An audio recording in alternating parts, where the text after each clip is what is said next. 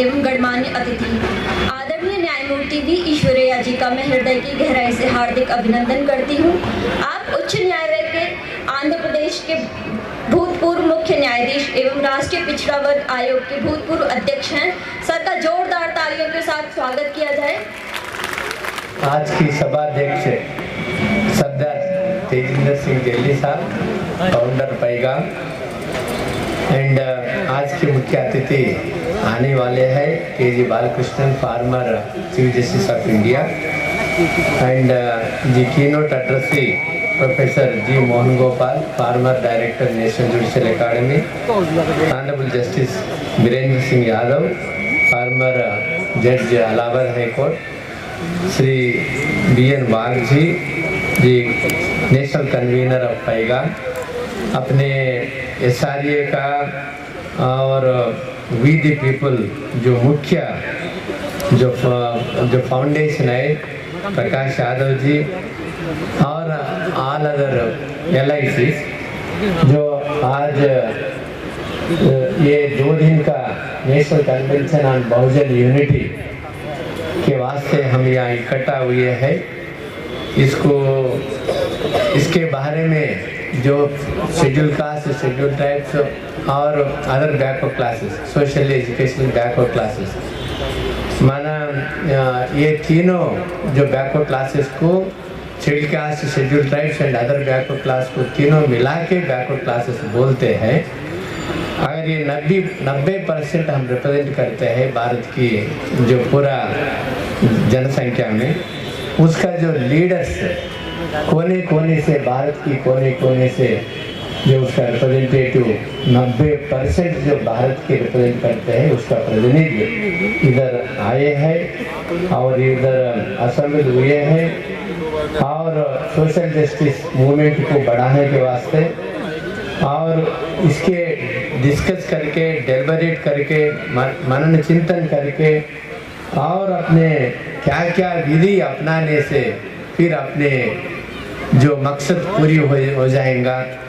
अपने जो आंदोलन सदियों से करते आए हैं, मगर अपने को न्याय और समानता और भाईचारा कब आएगा, इसके बारे में हम मंथन करेंगे। क्योंकि हमारे संविधान ने जो 3 इंस्टीट्यूशंस को दिया, जो न्यायपालिका और अपने विधायिका और एग्जीक्यूटिव कार्यपालिका को दिया है, लेजिस्लेचर, एग्जीक्यूटिव, जुडिशरी, इसको जो सही तरीके के इम्प्लीमेंट करने के वास्ते बाबा साहेब अम्बेडकर ने अच्छी एक ये संस्थाएं बनाए हैं ताकि हर आदमी को उसका न्याय मिले, उसका अधिकार मिले। मगर इसकी जो ब्राह्मण कोई कुलीन तत्व वाले उसका मुट्ठी में रख लिया, पूरा जो तीनों ऑर्गेनाइजेशंस को, एग्जीक्यूटिव, लेजिस्लेचर, जुडिशरी को उसका मुट्ठी में रख लेके और ये संविधान में अपने जो न्याय होना है और वो न्याय अभी तक अपने को नहीं मिल रहा है और जो संविधान की उल्टा तरीके से इंटरप्रेट करके उसको और डेल्यूट कर रहा है। उस वास्ते जो अपने कॉन्स्टिट्यूशनल राइट्स बाबा साहेब अम्बेडकर हमारे को दिए, बाद भी जस्टिस, सोशल, इकोनॉमिक, पॉलिटिकल और लिबर्टी, इक्वालिटी, फ्रेटर्निटी और डेमोक्रेसी, मगर हमने हिस्सा किसी में भी अपने बहुत माना है ही नहीं है। माना पूरा अभी तक स्वतंत्र आने से पहले जैसा हालत है, अभी तक जो अमीर बनते जा रहा और गरीब जनता है। मगर हम लोग 90% ये भारत की जो संपदा उत्पादन करते हैं, ये भारत की डेवलपमेंट करते हैं, मगर हमारे हिस्सा अपने को नहीं मिल रहा है। मगर आज जो जातीय जनगणना का जो मुख्य उद्देश्य है, बहुजन जो एकता का मुख्य उद्देश्य है, इसके पहले जो रिजर्वेशंस का हिस्ट्री भी एक बार देखे तो जो जातीय जनगणना अपने 1871 से 1931 तक हुआ, मैंने 7 बार जातीय जनगणना हर 10 साल को हुआ और 8वां साल जो पब्लिश नहीं हुआ और उसमें 1991 की जनगणना के बाद ये एक चिंतन लगा है, क्योंकि थोड़ा मालूम हुआ है ब्राह्मण वालियों को कितना हिस्सा है ये अपने ये कार्यपालिका में।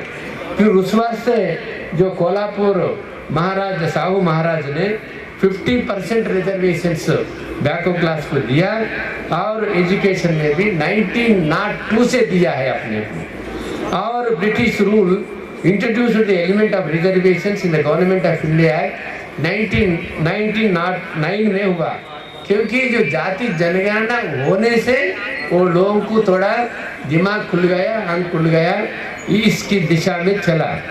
और 1911 का सेंसस प्रेशर के बाद एक प्रेशर बना हुआ मैसूर राजा नलवार कृष्ण राजा वड़ियार के ऊपर, उन्हें भी एक कमिटी कायम करके फिर 50% रिजर्वेशंस गवर्नमेंट जॉब्स में भी एजुकेशन में भी बैकवर्ड क्लासेस को दिया है। और 1918 से फिर justice party also pass communal government order for reservations in 1921 में भी हुआ है। जो प्राइम मिनिस्टर ऑफ ब्रिटिश जो रामसे मैकडोनाल्ड उन्होंने ये कम्युनल अवार्ड प्रपोज किया 1932 का, और वो महात्मा गांधी जी ने विरोध किया। और वो कम्युनल अवार्ड की ये मकसद था जो separate electorates to the depressed classes, then untouchables, which was opposed by the Mahatma Gandhi. उस वास्ते ये पूना पैक्ट जो अपने अंबेडकर जी और महात्मा गांधी जी ने एक्सेप्ट किया, मगर उसकी वजह से पार्टी का शेड्यूल कास्ट है, पार्टी का शेड्यूल ट्राइब्स है, पार्टी का बैकवर्ड क्लासेस है, मगर ये समाज का नहीं है आज भी, क्योंकि वो पार्टी का गाना गाते मगर अपने गाना नहीं गाते हैं। उस वास्ते ये रिजर्वेशंस आए बाद भी अपने को कुछ इतना जो फायदा होना वो नहीं हुआ है।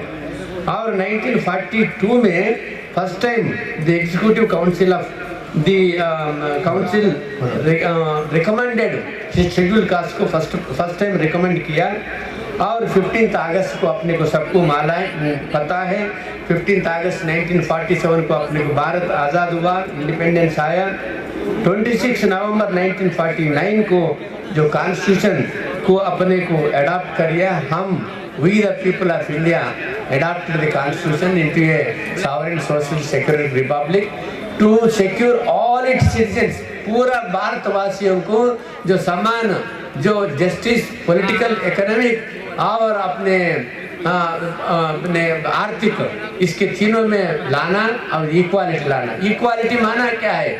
सो सबको जो इक्वल इज्जत मिले, इक्वल प्रोटेक्शन मिले, इक्वल अपॉर्चुनिटीज मिले, इक्वल अपने हिस्सा मिले, मगर इस दिशा में नहीं चला। फिर अपने जनवरी 26 जनवरी 1950 में अपने कॉन्स्टिट्यूशन ऑफ इंडिया को हम लागू करें, तब से बैकवर्ड अपने एससीज एसटीज को जो रिजर्वेशंस को कायम हुआ। 1956 से 1956 को 6 दलित को जो एससी लिस्ट में मिला है। 1990 में नियो बुद्धिस्ट को जो दलित बुद्धिस्ट को शेड्यूल कास्ट में मिला गया है, मगर जो अपने मुस्लिम्स है उसको सोशल एजुकेशन बैकवर्ड क्लासेस है, तो वो मुस्लिम दलित को भी ओबीसी में मिला गया है। और ये हिस्ट्री है। और ये क्योंकि कम्युनल अवार्ड था 1921 से, फिर अपने कम्युनल जाति के आधार पर रिजर्वेशन मिलता था, वो असंवैधानिक हो गया था एक केस में, चंपकम दराराज केस में। उस वास्ते बाबा साहेब अम्बेडकर ने 1950 में फर्स्ट कॉन्स्टिट्यूशनल अमेंडमेंट लाया है। उसके बाद में ये रिजर्वेशंस को इम्प्लीमेंट करने का ये आसानी हो गया है। सोशल एजुकेशनल बैकवर्ड क्लासेस 1951 से रिजर्वेशन लाने का एक प्रावधान प्रोविजन बना है। उस वास्ते कलेक्टर कमीशन में ये उसमें वो उसको इम्प्लीमेंट नहीं किया है। 79-80 में जो मंडल ने रिपोर्ट दिया, और वो 90 में जो उसको इम्प्लीमेंट करने का वीपी सिंह ने ऐलान किया है। फिर अपने उसको कोर्ट में चला गया। 1992 Indira Sahni versus union of India में वो मंडल कमीशन रिपोर्ट को एक्सेप्ट करते हुए उसमें एक 50% जो कैप 50% से रिजर्वेशन ज़्यादा नहीं हो सकता, एक प्रावधान रखा है। और अपने पीवी नरसिम्हा राव का सरकार ने 10% रिजर्वेशन इकोनॉमिकली बैकवर्ड क्लासेस को दिया, वो असंवैधानिक है, ये अपने अनकॉन्स्टिट्यूशनल लेवल के वो काट दिए बाद अभी अचानक ये 2019 में 10% आरक्षण जो अपने इकोनॉमिकली वीकर सेक्शंस को दिया है, कोई भी आंकड़े नहीं है, कोई भी एम्पिरिकल डेटा नहीं है, कोई भी अपने जाति जनगणना नहीं है, मगर 4-5% गरीब रहता होगा, उसमें जो सवर्ण में उसको 10% शेड्यूल कास्ट के से भी दुगुना रिजर्वेशंस, ये कोई भी सुप्रीम कोर्ट होंगे, हाई कोर्ट होंगे, सरकार होंगे, सवर्ण का हित में जो करने का फौरन कर देते हैं। अपने लोग चुप बैठते हैं, पार्लियामेंट में कोई भी विरोध नहीं करते हैं। खाली विरोध करने वाला कोई दो ही पार्टी था, उसमें एक आरजेडी तेजस्वी यादव का और स्टालिन डीएमके, ये दो पार्टी के बिना सब लोग सवर्णों का जो आरक्षण 10% को समर्थन किया है। ये तो सच है, अपन उसको तो देखना है, क्योंकि कास्ट सेंसस ऑफ ऑल, क्यों कास्ट सेंसस होना चाहिए, जाति जनगणना क्यों होना चाहिए, क्योंकि कॉन्स्टिट्यूशन इम्प्लीमेंट करने के वास्ते कॉन्स्टिट्यूशन जो हिस्टोरिकल अपने को इंजस्टिस हुआ, एक्सप्लॉइटेशन हुआ, अपने को जो ऑपरेशन हुआ, सप्रेशन हुआ, अपने को ड्यू शेयर मिलना, अपने हक मिलने के वास्ते ये जाति जनगणना होना चाहिए। और अपने क्योंकि जो लोगों को उच्चतम अच्छी पढ़ाई करे और हेल्थ केयर करे, उसका मुकाबला अपने को ला लिया, तब अपने कॉम्पीट कर सकते हैं। उस वास्ते reservations are not a poverty alleviation, but reservations are for to restore our right to give our share. इस वास्ते रिजर्वेशंस होना चाहिए, एजुकेशन में, एम्प्लॉयमेंट में और हर चीज़ में, पॉलिटिकल में, जुडिशरी में भी, her even private sector also, क्योंकि 1965 तक पूरी सरकारी का स्कूल्स, सरकारी का हॉस्पिटल चलता था। 1965 में के बाद पूरा स्कूल प्राइवेटाइजेशन हो गया, एजुकेशन हॉस्पिटल प्राइवेटाइजेशन हो गया, और अपने को और अन्याय हुआ। अपने स्कूल में, सरकारी स्कूल में टीचर नहीं रहते, फैसिलिटीज नहीं रहते, बिल्डिंग नहीं रहते, कुछ नहीं रहते, ऐसा अपने लोगों को और पीछे ढकेलने का षड्यंत्र हर पार्टी ने कंटिन्यूसली किया है। और जातीय जनगणना करने के वास्ते तब की कांग्रेस जो स्टेट के ऊपर दबाव बढ़ता था, क्योंकि रिजर्वेशन देना चाहिए, हमारे स्टेट में दबाव बढ़ रहा, तो इसका जो दायित्व है भारत सरकार का, जो रिजर्वेशन अपने जाति जनगणना करने का, कास्ट सेंसस करने का, सो हर स्टेट में दबाव करे, तो तब के जो प्रधानमंत्री 1961 में लेटर लिखा, हमारे सेंट्रल गवर्नमेंट का पॉलिसी नहीं है जो जाति जनगणना करना, आपका स्टेट का मर्जी है, आप जो रिजर्वेशन देना चाहते हैं दे सकते हो। मगर भारत सरकार ने जी ओबीसी को रिजर्वेशन 93 तक उसका दिशा में सोचे भी नहीं है। और अपने ये हालत, जबकि अपने जो minority members of the constitution assembly में ये चीज़ तभी सोचा गया है। अपने जो मद्रास जनरल से श्री वी.आई. मुनिस्वामी पिल्ले उन्हें 1947 अगस्त में ये शब्दों में बोला है, क्योंकि हमारे जो हरिजनों के मन में एक चिंतन है, क्योंकि फिर भारत आज़ाद हुआ है और संविधान आ रहा है, उसमें I will read that exactly the words. Sir, there is a fear in the minds of some of my friends, specially the schedule caste, that the Hindus are getting into power and that Hindu Raj is coming into force, and they may introduce the Varnasrama that was obtaining years back again to harass the Harijans। यही हालत हुआ, क्योंकि हरिजन को अभी भी आपने इतना भारत की प्रथमा पौर को भी उसमें डिस्क्रिमिनेशन करने का दिन आज भी है, क्योंकि हरिजन को अभी भी हरास कर रहा और उसको बहुजनों को उसका हिस्सा कोई भी सरकार नहीं दे रहा। और नागप्पा ने member of the minority committee, इन्हें बहुत अच्छी बात बोला 1947 में। मैं इंग्लिश में पढ़ता हूँ। I would suggest that it would have been better if it has been provided in the report itself. For instance, a particular community will have its share according to its population. जिसका समुदाय है उसका share होना चाहिए। तभी 1947 में ये अपने नागप्पा ने बोला, I do not want to rob Peter to pay Paul. It is very bad policy. हम किसी का हक नहीं लेना चाहते हैं। I want my due share. Though I am innocent, ignorant, dumb, yet I want you to recognize my claim. क्योंकि जो भी स्थिति में है, भारत में है, हमारे राइट, हमारे शेयर को हम इंटाइटल करते हैं। अगर घर में कोई भी लूले, लंगड़े, अंधे और कोई भी रहे तो हर आदमी को समान हिस्सा देता है, उसका फैमिली के उसको बनता है, उसका माँ बाप देता है। क्यों भारत में अपने को नहीं मिलता? I only want my due share. I do not want anything more. I do not want like others weightage or a separate state. क्योंकि we are the originals of this country. हम भारतवासी है, हमारे को शेयर मिलना है। ये क्यों मैं बोला गया है? क्योंकि अभी भी यही हालत बना है। क्योंकि अपने जो आंदोलन चलाने वाला है, संगठित बन के, एकजुट के बन के ये आगे ले जाने का है। वो हिस्ट्री भी एक बार अपने पूर्वजों ने क्या अपने सोचा था और ये अभी तक सही है, उसके वास्ते बोला है।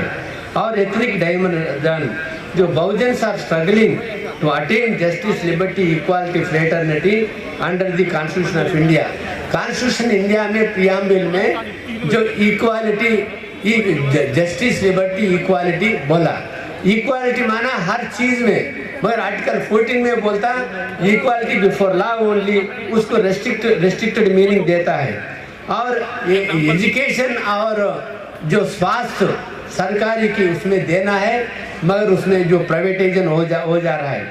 आर्टिकल 15(4) में ये बोलता है the state is under obligation to make any special advancement for the special provision for advancement of the backward classes. Backward classes माना scheduled caste, scheduled tribes and the OBCs in all spheres of the development. 15 अधिकरण 15(4) में advancement any provision for the advancement of backward class. Advance any provision बोलता हर field में हर दिशा में करना चाहिए। मगर 1951 में फर्स्ट अमेंडमेंट, उसके बाद में 2006 में खाली जो special provision providing reservations in education institutions only दिया गया है और दूसरी दिशा में कुछ नहीं दिया है। और आर्टिकल 16(4) में पहले से कॉन्स्टिट्यूशन बने जब से है, उसमें हम जितना है जनसंख्या, हमारे जो जनसंख्या के हिसाब से जो एडेक्वेट रिप्रेजेंटेशन बराबर उसमें रिजर्वेशंस मिलना चाहिए। मगर अभी 1950 से जो SC/ST को इसका जनसंख्या के अनुपात रिजर्वेशंस जो एम्प्लॉयमेंट में मिल रहा है, मगर प्रमोशन में मिलना क्योंकि एडेक्वेट रिप्रेजेंटेशन के वास्ते, मगर प्रमोशंस में भी नहीं मिल रहा। मगर बैकवर्ड क्लासेस को खाली 1993 से 27% रिजर्वेशंस तय किया है। 27% रिजर्वेशंस करके उसमें अभी तक खाली 13 और 14% की मिला, मगर 27% नहीं बोल सकते हैं। ओबीसी को कितना मिला? 13% ही रिजर्वेशन मिला है, उतना ही मिला है, क्योंकि एससी से कम ओबीसी को मिला है। ओबीसी का पॉपुलेशन 60 से ज़्यादा रहता और पूरा मिलके हम एससी से 90 तक रहता है। मगर वो भी एक क्रीमी लेयर लागू करके उसको जो ने जनरल कर दिया है, क्रीमी लेयर के बड़ा है। उस वास्ते हम लेटर लिखे हैं, क्योंकि ये जो क्रीमी लेयर की वजह से एक हाथ से रिजर्वेशन देके दूसरा हाथ से आप खींच नहीं ले सकते हैं, खींच लेके फिर सवर्णों को नहीं दे सकते हैं, ये जनरल नहीं बना सकते हैं। जो रिजर्व कैटेगरी ऑफ 27% पूरा कोई भी अपने जो मोस्ट बैकवर्ड क्लास से एक प्रिंसिपल बना हो 5 लाख इनकम वाले को पहला दो, अपने 8 लाख का, और उसके बाद दो 10 लाख का दो, 12 लाख का दो, 15 लाख का दो, 20 लाख का दो, 25 लाख 30 लाख तक दो। मगर हमारे 27% पूरा अपने को मिलना चाहिए, मगर खाली उनमें उसका सैलरी का इनकम मिलाते, एग्रीकल्चर का इनकम मिला के फिर इसको हमारे लोगों को क्रीमी लेयर में ये करके फिर अपने हिस्सा अपने को ले रहा है। ये तो बहुत अपने वो ना भूल के, क्योंकि वो लोग अपने वहाँ सवर्णों ने बैठता है ये एडमिनिस्ट्रेशन में, ये लोग अपनी कॉन्स्टिट्यूशन को इम्प्लीमेंट नहीं करने देता है। उस वास्ते ये reservation are to restore our share, अपने को हक मिलने के वास्ते रिजर्वेशन है, मगर ये क्रीमी लेयर की वजह से ये रिजर्वेशन नहीं दे सकता है। अभी तक खाली 13% रिजर्वेशन हुआ, और बोलते हैं कितने साल तक अपने रिजर्वेशन होना चाहिए, 70 साल से होना चाहिए। रिजर्वेशन खाली लिमिटेड पीरियड की दिया, ये गलत है, क्योंकि वो लोगों को अपने को मालूम है तो उसको समझा सकते। अपने फंडामेंटल राइट्स के वास्ते, डायरेक्ट प्रिंसिपल्स के वास्ते कोई भी लिमिटेशन लागू नहीं किया है, कोई भी लिमिटेशन नहीं है कॉन्स्टिट्यूशन में, खाली पॉलिटिकल रिजर्वेशंस के वास्ते आर्टिकल 334 के वास्ते पहला थोड़ा टाइम मिनट लगा, वो अपने हर 10 साल को बढ़ा रहा, मगर उसको भी पुनः पैक्ट ना इम्प्लीमेंट करने से अभी भी SC/STs को ये पॉलिटिकल रिजर्वेशंस आने से भी कुछ फायदा नहीं हुआ है। उस वास्ते हम बोलना रिजर्वेशंस जब तक हमें को राइट मिला, जो समानता मिला, जो इक्वल, जो प्रोपोर्शनेट रिस्टोर हुआ अपने राइट, तब तक कोई भी लिमिटेशन नहीं है, संविधान बोलता है ये। उस वास्ते we want our due share, उस वास्ते ड्यू शेयर के वास्ते फिर अपने जो कास्ट सेंसस 2021 अपने को होना चाहिए।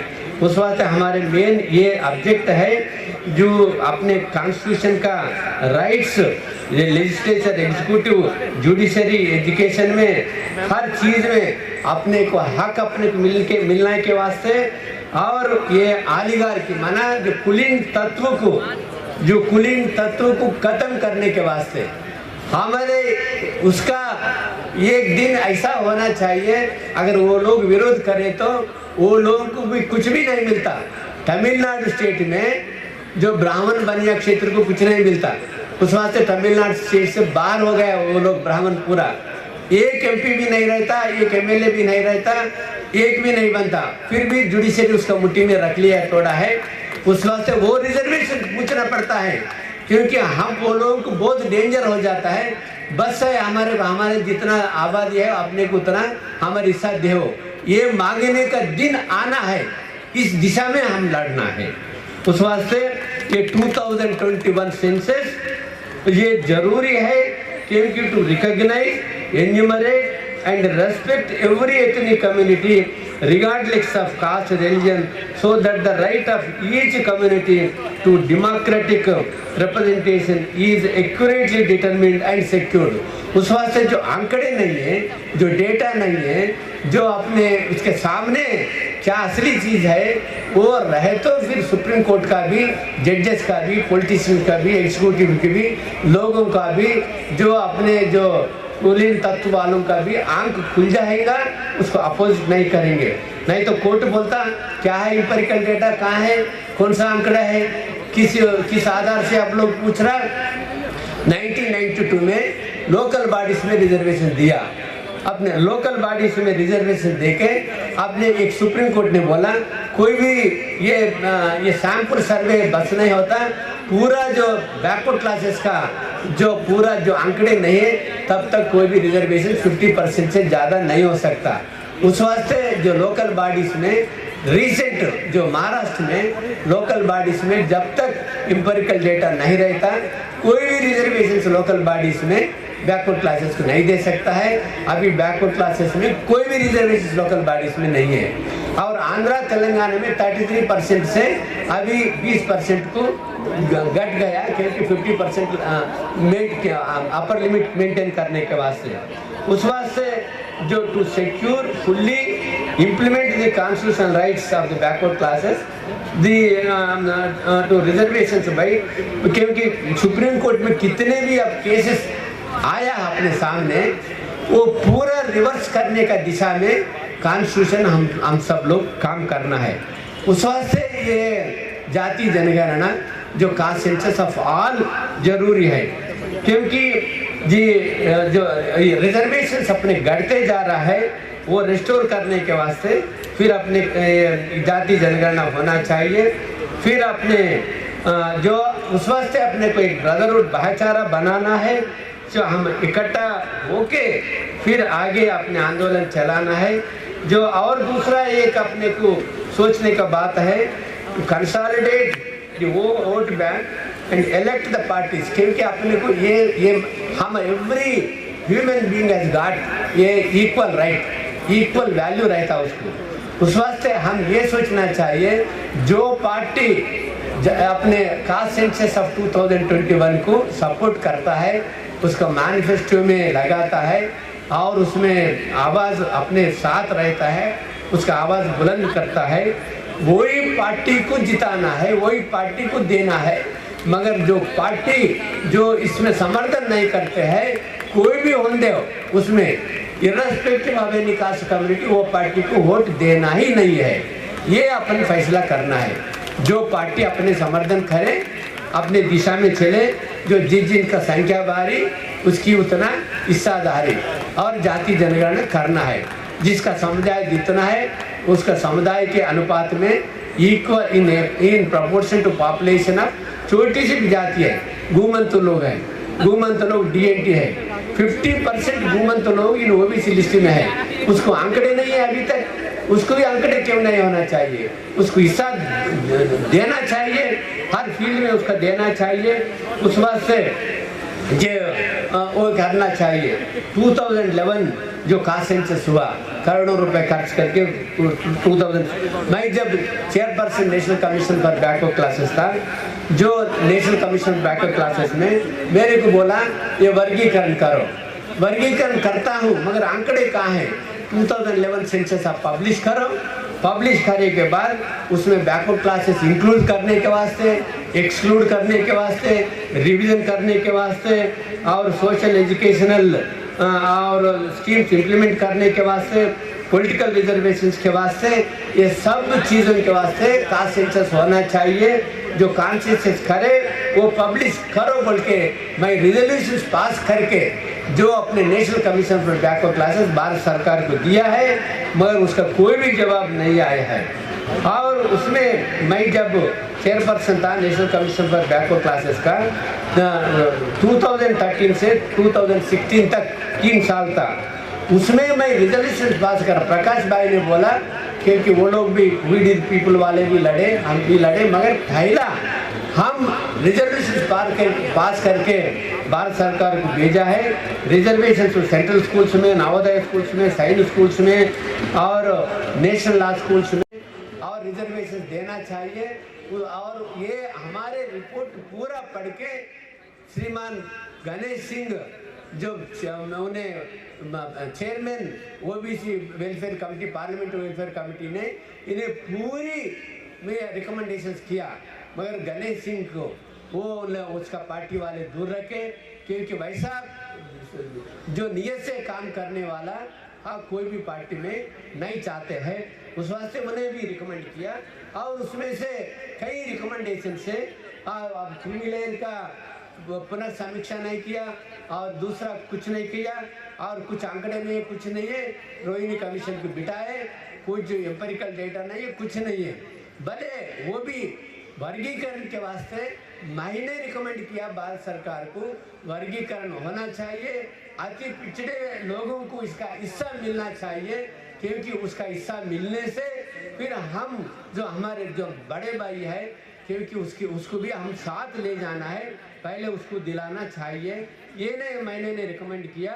और नीट का भी मैं आज फाउंडर जो president of the backward class all India backward classes federation किया है, उसमें जो जनहित अभियान के साथ और कोई भी डाला, मैं भी और अपने फर्स्ट EWS रिजर्वेशंस को सुप्रीम कोर्ट में चैलेंज किया और नीट का भी चैलेंज किया और उसमें मेरिटोरियस रिजल्ट कैंडिडेट को PG कोर्सेज में उसका भी 3 केसेस सुप्रीम कोर्ट में चैलेंज किया है। और DM की पार्टी में रिलेटलेस पॉलिटिकल और ये जुडिशियल सोशल वो लोग भी लड़े, उसका वजह से जजमेंट आया मद्रास हाई कोर्ट का। मेरे ख्याल से ये साल में नीट रिजर्वेशंस नेशनल पूल में बैकवर्ड क्लासेस को रिजर्वेशंस मिलेंगा।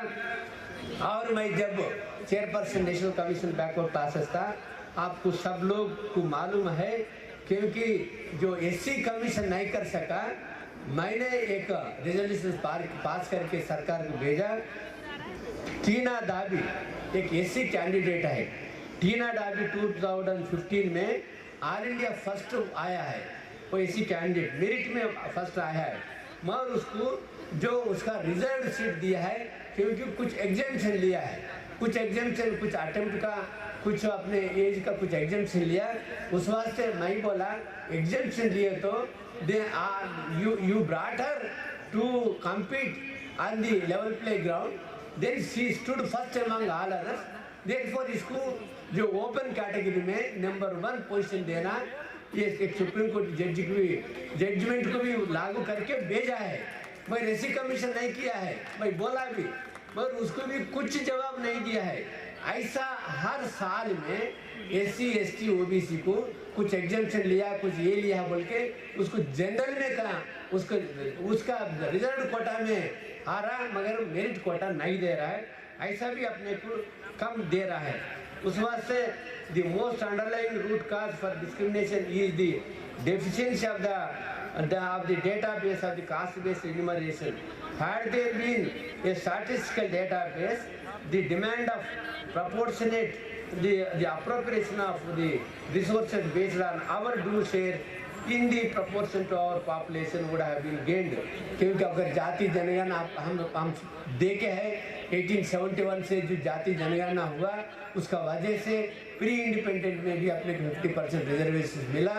अगर बाद में जो 1948 सेंसस एक्ट के बाद में कोई भी अपने बीसी का रिजर्वेशन नहीं कर रहा, बीसी का, सवर्णों का, बाकी का सबका कर रहा, उस वास्ते उसका भी ऑल कास्ट कम्युनिटीज को भी करना है। Therefore, caste census of 2021 shall be enumerated on the socio-economic caste community basis for ensuring overall development of the society, particularly the marginalized sections of the people. This act of enumeration will advance ये अपने को ये होता। और दूसरा मैं एक विशेष बोलना चाहता हूँ, क्योंकि सुप्रीम कोर्ट ने बोला there are 2 list, central OBC list अलग है, स्टेट ओबीसी लिस्ट अलग है। Central social educational backward classes list for the central government employment, central government education institutions, central government public sector undertakings। मगर state list अलग है। State list वाले जो local bodies में एजुकेशन, एम्प्लॉयमेंट और local social economic इसके development के वास्ते स्टेट वाले भी जो एम्पेरिकल डेटा लेना है, सोशो इकोनॉमिक, पॉलिटिकल, कल्चरल जो भी है डेटा, वो स्टेट वाले लेना है। सेंटर क्या बोल रहा है? अपने सुप्रीम कोर्ट ने बोला आप स्टेट वाले कर ले, और स्टेट वाले कर ला, एक रिजर्वेशन पास करके हम डिमांड करते हैं सोशो इकोनॉमिक का सेंसस अपने जाति जनगणना करना है बोल के स्टेट्स रिकमेंडेशन करके बोल रहा है। ये एक ऊपर ये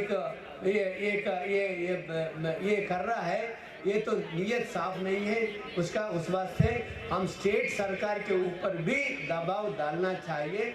स्टेट में भी आप जो caste socio economic caste census empirical data आप करो, और स्टेट में जितने भी एजुकेशन, एम्प्लॉयमेंट, लोकल बॉडीज और सोशल इकोनॉमिक मेजर्स के वास्ते स्टेट का इस्तेमाल कर सकते बोल के सुप्रीम कोर्ट ने बोला। उस वास्ते कोई भी अर्जा नहीं है, ये खुशी की बात है, क्योंकि कोई अपने राष्ट्र के मुख्यमंत्री ने भी ऐलान किया है हमारे स्टेट में हम करते हैं, अगर हम पावर में आए तो भी हम करते हैं, ये तो वेलकमिंग चीज़ है। उस वास्ते स्टेट सरकार के ऊपर भी, सेंट्रल सरकार के ऊपर भी ये जाति जनगणना के वास्ते हम एकजुट के लड़ना है। ये जैसा फार्मर रजिस्ट्रेशन सक्सेस हुआ है, हम सक्सेस हुए तक अपने रात दिन अपने जो तन मन धन से और संकल्प शुद्धि से और संकल्प सिद्धि करने का ये मेरा विनती है। उस वास्ते मेरा बहुजन भाइयों और कोने कोने से आए हैं आप सबको जो जय भीम, जय पुले, जय संविधान, जय भारत, जय बहुजन, नमस्कार। जय हिंद।